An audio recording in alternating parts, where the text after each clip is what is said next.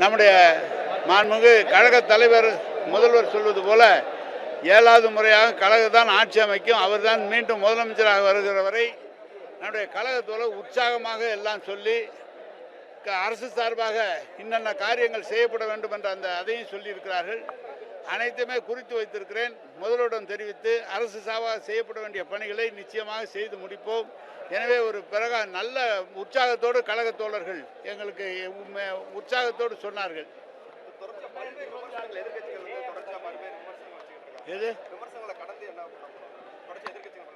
அவங்க ஆரம்பிச்சதுலேருந்து திமுகவை தலைவரை விமர்சனம் பண்ணிட்டு தாங்க. அதை தாண்டி எல்லா தேர்தலையும் 10 தேர்தலையும் திமுக தான் ஜெயிச்சிருக்கு. இந்த தேர்தலையும் திமுக ஜெயிக்க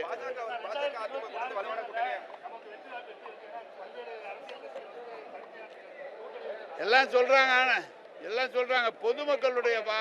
பொதுமக்கள் முழுமையாக தலைவருக்கு நம்முடைய தளபதி அவர்களுக்கு தான் ஆதரவு தெரிவிக்கிறார்கள். எந்த காலத்திலும் கழக தோழர்கள் உற்சாகமாக இருந்த நான் பார்த்ததில்லை. மிக சிறப்பாக உற்சாகமாக எங்களுக்கு உற்சாகம் மூட்டி இருக்கிறார்கள்.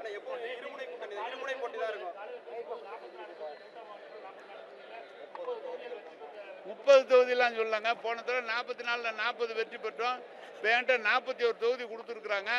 41 தொகுதி ஒரு 2-3 தொகுதி தவிர பாக்கி எல்லாமே நமக்கு சாதகமான சூழ்நிலை தான் இருக்கு. கணக்கு